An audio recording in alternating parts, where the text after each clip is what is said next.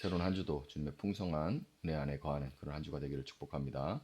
오늘 본문은 이사야 8장입니다. 주님께서 나에게 말씀하셨다. 너는 큰 서판을 가지고 와서 그 위에 두루 쓰는 글자로 마헬살랄 하스바스라고 써라. 내가 진실한 증인 우리야 제사장과 여벨레기야의 아들 스가랴를 불러 증언하게 하겠다. 그런 다음에 나는 예언자인 나의 아내를 가까이 하였다. 그러자 그 예언자가 임신하여 아들을 낳았는데 그때 주님께서 나에게 이렇게 말씀하셨다. 그의 이름을 마헬살랄 하스바스라고 하여라. 이 아이가 아빠, 엄마라고 부를 줄 알기도 전에 아시리아 왕이 다마스쿠스에서 빼앗은 재물과 사마리아에서 빼앗은 전리품을 가져갈 것이다. 주님께서 또 나에게 말씀하셨다. 이 백성이 고요히 흐르는 실로암 물은 싫어하고 르신과 르말리아의 아들을 좋아하니 나 주가 저 세차게 넘쳐 흐르는 유프라테스 강물 곧 아시리아 왕과 그의 모든 위력을 이 백성 위에 뒤덮이게 하겠다. 그때 그 물이 온 색강을 뒤덮고 둥마다 넘쳐서 유다로 밀려들고 소용돌이치면서 흘러 유다를 휩쓸고 유다의 목에까지 찰 것이다. 임마누엘 하나님께서 우리와 함께 계신다. 하나님께서 날개를 펴셔서 이 땅을 보호하신다. 너희 민족들아 어디 전쟁의 함성을 질러보아라. 패망하고 말 것이다. 먼 나라들에서 온 민족들아 귀를 기울여라. 싸울 준비를 하여라. 그러나 마침내 패망하고 말 것이다. 싸울 준비를 하여라. 그러나 마침내 패망하고 말 것이다. 전략을 세워라. 그러나 마침내 실패하고 말 것이다. 계획을 말해보아라. 마침내 이루지 못할 것이다. 하나님께서 우리와 함께 계시기 때문이다. 주님께서 그 힘센 손으로 나를 붙잡고 이 백성의 길을 따라가지 말라고 나에게 이렇게 경고의 말씀을 하셨다. 너희는 이 백성이 모의하는 음모에 가담하지 말아라. 그들이 두려워하는 것을 두려워하지 말며 무서워하지도 말아라. 너희는 만군의 주 그분만을 거룩하다고 하여라. 그분만이 너희가 두려워할 뿐이시고 그분만이 너희가 무서워할 뿐이시다. 그는 성소도 되시지만 이스라엘 두 집안에게는 거치는 돌도 되시고 걸리는 바위도 되시며 예루살렘 주민에게는 함정과 올가미도 되신다. 많은 사람이 거기에 걸려서 넘어지고 다치며 덫에 걸리듯이 걸리고 사로잡힐 것이다. 나는 이 증언 문서를 밀봉하고 이 가르침을 봉인해서 나의 제자들이 읽지 못하게 하겠다. 주님께서 비록 야곱의 집에서 얼굴을 돌리셔도 나는 주님을 기다리겠다. 나는 주님을 의지하겠다. 내가 여기에 있고 주님께서 나에게 주신 이 아이들이 여기에 있다. 나와 아이들은 시온산에 계시는 만군의 주님께서 이스라엘에게 보여주시는 살아있는 징조와 예표다. 그런데도 사람들은 너희에게 말할 것이다. 속살거리며 중얼거리는 신접한 자와 무당에게 물어보아라. 어느 백성이든지 자기들의 신들에게 묻는 것은 당연하다. 산자의 문제의 교훈과 지시를 받으려면 죽은 자에게 물어보아야 한다. 이렇게 말하는 자들은 결코 동트는 것을 못 볼 것이다. 그들은 괴로움과 굶주림으로 이 땅을 헤맬 것이다. 굶주리고 분노한 나머지 위를 쳐다보며 왕과 신들을 저주할 것이다. 그런 다음에 땅을 내려다 보겠지만 보이는 것은 다만 고통과 흑암, 무서운 절망뿐일 것이니 마침내 그들은 짙은 흑암 속에 떨어져서 빠져나오지 못할 것이다. 아멘. 북이스라엘과 아람의 연합군이 남유다를 쳐들어왔죠. 그들을 공격하려고 하니까 아하스 왕, 유다의 아하스 왕과 백성들의 마음은 녹아내리기 시작했습니다. 엄청난 두려움에 사로잡히게 됐어요.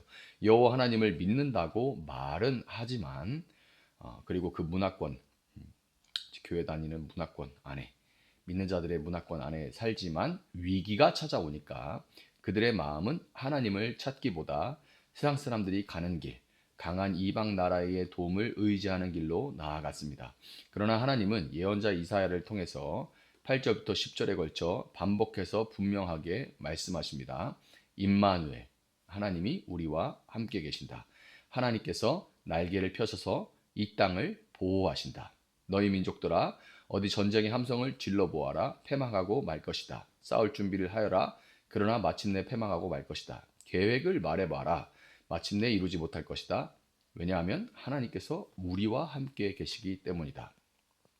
압도적인 문제와 어려움들, 그럼에도 불구하고 하나님은 그 문제보다 크시고 그 하나님은 임마누엘의 하나님이시기 때문에 여러분은 그 임마누엘의 하나님의 능력을 의지할 수 있기를 바랍니다. 하나님이 함께 하시기 때문에 우리를 넘어뜨리고 삼키려 하는 문제들과 그 배후에서 역사하는 악한 자의 모든 계획은 무너지고 그 위협과 저주의 말은 그저 공허하게 될 뿐인 것입니다. 오늘을 살아가는 우리 역시 당시 남유다의 왕과 백성들이 그랬던 것처럼 불안한 세상 속을 살아가고 있죠. 재정적인 어려움과 관계의 어려움, 자녀, 배우자, 또 질병과 사고, 참 때로는 정기적으로, 때로는 비정기적으로 문제들이 펑펑 터지는 것 같아요.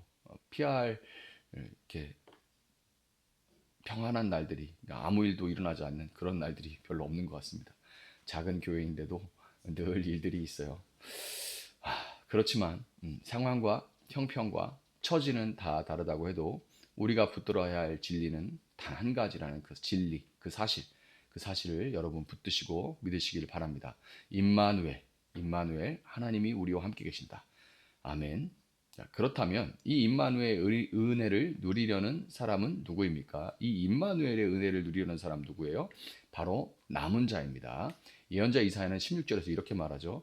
나는 이 증언 문서를 밀봉하고 이 가르침을 봉인해서 나의 제자들이 읽지 못하게 하겠다. 그리고 17절에서 이렇게 말합니다. 주님께서 비록 야곱의 집에서 얼굴을 돌리셔도 나는 주님을 기다리겠다. 개역 개정으로는 이제 야곱의 집에 대하여 얼굴을 가리시는 여호와를 나는 기다리며 그를 바라보리라 이렇게 되어 있습니다. 하나님은 그분의 뜻을 모든 사람에게 보이시지는 않으시죠. 진정으로 하나님을 따르는 제자들, 곧 남은 자들만을 위해 당신의 말씀을 봉함하시는 겁니다. 열면 열리지만 열려고 생각도 하지 않아요.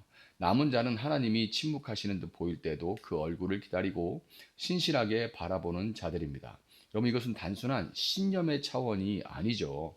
세상의 소리나 마술사나 신접한 자에게 묻는 대신 오직 하나님의 말씀만을 의지하고 붙드는 사람을 가리키는 것입니다.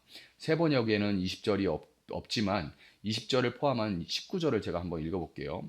그런데도 사람들은 너희에게 말할 것이다. 속살거리며 중얼거리는 신접한 자와 무당에게 물어보아라. 어느 백성이든지 자기들의 신들에게 묻는 것은 당연하다.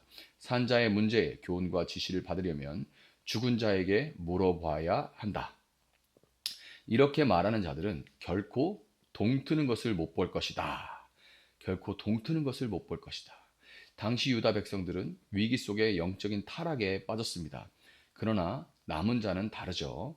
그들은 죽은 자에게 묻지 않고 살아계신 하나님께 묻습니다. 그들은 인간의 지혜를 따르지 않고 율법과 증거의 말씀, 곧 하나님의 말씀을 기준으로 삼습니다. 여러분 이것이 진짜 믿음이죠. 이것이 하나님이 찾으시는 남은 자입니다. 남은 자는 하나님이 보이지 않아도 믿음으로 기다리고 하나님이 말씀하지 않으시는 것 같아도 말씀 속에서 뜻을 찾고 세상이 다른 길을 제시해도 끝내 진리의 길, 좁은 길을 걸어가는 사람들인 것입니다. 이사야에게 주어진 임마누엘의 약속은 마태복음 1장 23절에 와서 온전하게 성취됩니다. 보아라, 동정녀가 잉태하여 아들을 낳을 것이니 그의 이름을 임마누엘이라고 할 것이다. 아멘. 이 임마누엘의 말씀을 이루려고 동정녀로 예수님께서 오셨다는 것이죠. 임마누엘은 번역하면 하나님이 우리와 함께 계시다라는 뜻이다라고 친절하게 또 설명까지 되어 있습니다. 동정녀 마리아를 통해 이 땅 가운데 오신 예수 그리스도, 여전히 살아계신 임마누엘입니다. 약속의 성취. 그분은 우리를 죄와 사망에서 건지시기 위해 오신 하나님입니다. 우리는 그분 안에서 진정한 임마누엘을 경험하게 되는 거예요. 그리고 예수님은 오늘도 우리에게 이렇게 말씀하십니다. 세상 끝날까지 내가 너희와 항상 함께 있으리라. 여러분 오늘 우리는 흔들리는 세상 속에서 임마누엘의 진리를 다시금 붙들어야 합니다. 그리고 그 임마누엘의 은혜 안에 사는 남은 자로서 우리는 살아가야 하는 거예요.